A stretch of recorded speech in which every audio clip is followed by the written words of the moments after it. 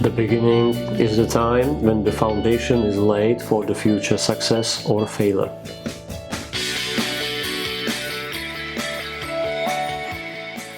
With the right preparation, you may navigate through any transition with ease.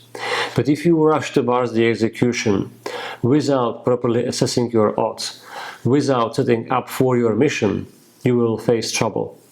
That's because problems will come. They always do. And if you will spend your time, effort and energy in fixing things that may have been avoided from the very beginning, you will dilute your focus, your attention to the ultimate target. And that's the reason why so many companies and people abandon change activities along the way. Let's imagine the sailing competition, some kind of contest. First team is full of energy, ready to go. They jump on the boat, the captain holds the highly motivating speech, and they set off. They will fix all problems along the way.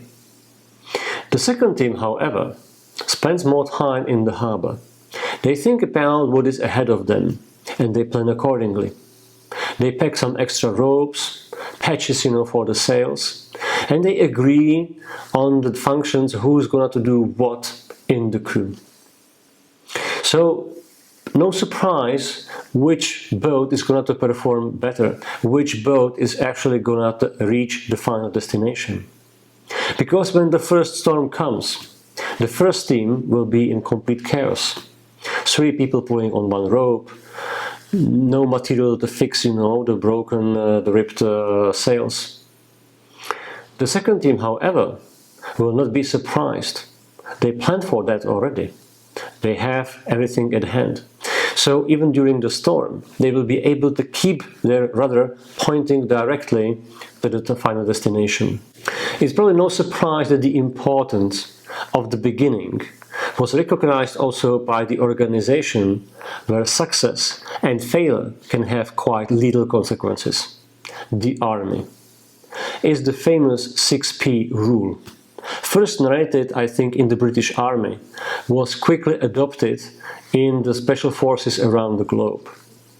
The 6 P's goes for proper preliminary preparation prevents poor performance.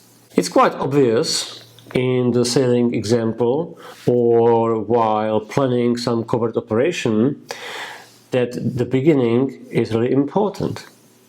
However, in real-life situations, we do not behave like that.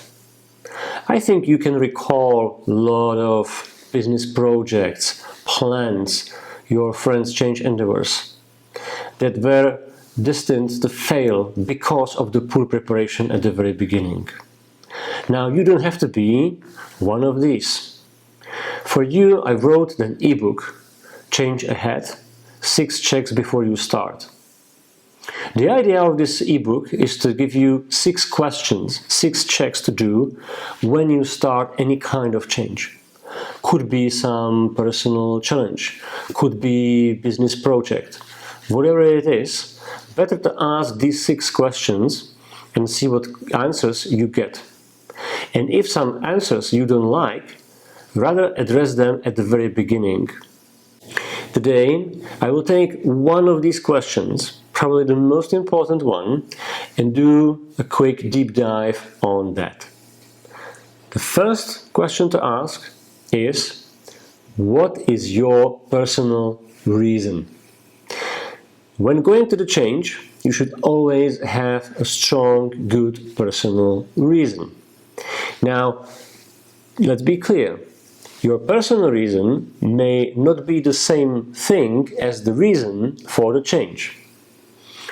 If you are a manager and your boss calls you and says, I want you to improve the efficiency of a certain process, be faster, okay? The reason for the change is to save money, increase the customer satisfaction. But that's not the reason for you to accomplish it, unless you will find what is there for you you will struggle to stay motivated, focused, and translate this kind of energy to the people around you.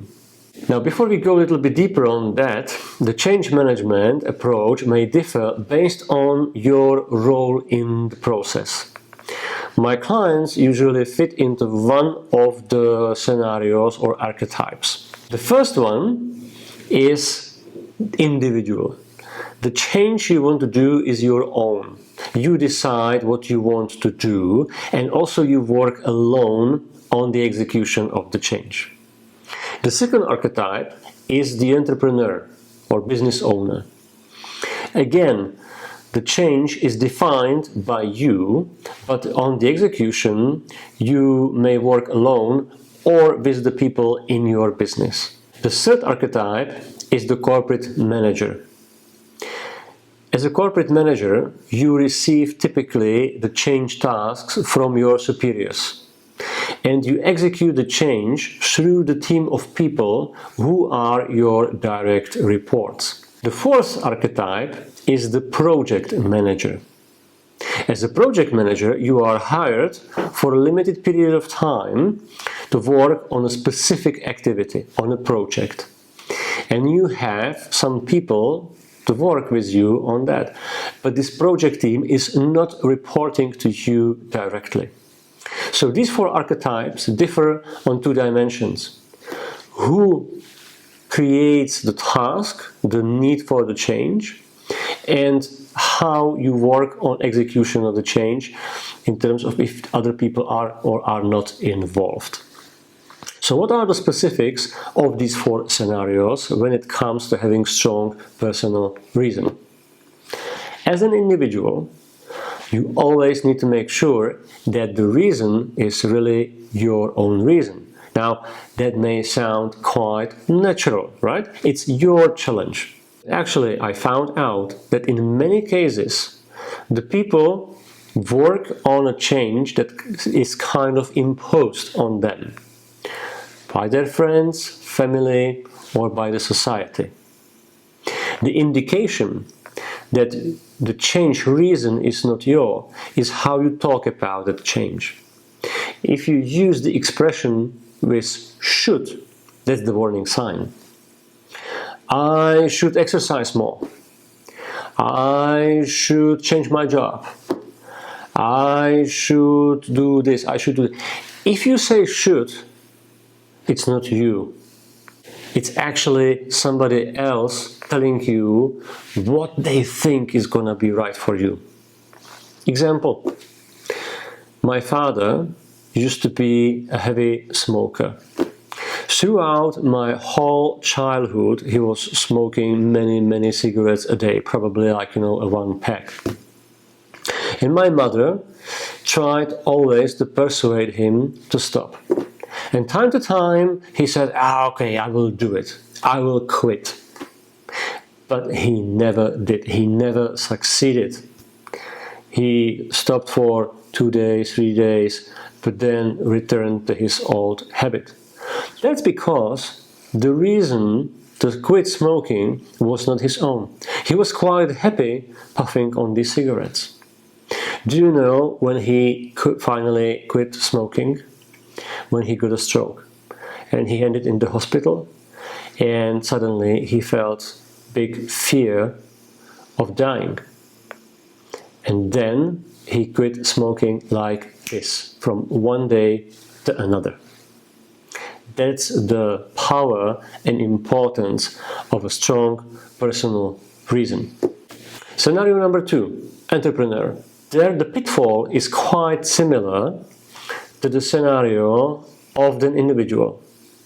Quite often, actually, I meet entrepreneurs who are chasing some transformation, change, business goal that was imposed on them. Their friends in the golf club were teasing them. John, you should grow your business, you should go international, you should do this, you should do that. And they started to work on that. Even though inside, they are quite content with the situation they have now. Their business is providing good money for them, and they feel no reason actually to change that. Okay? but they suddenly start to feel, I should. Okay, so this is a very similar pitfall to the individual.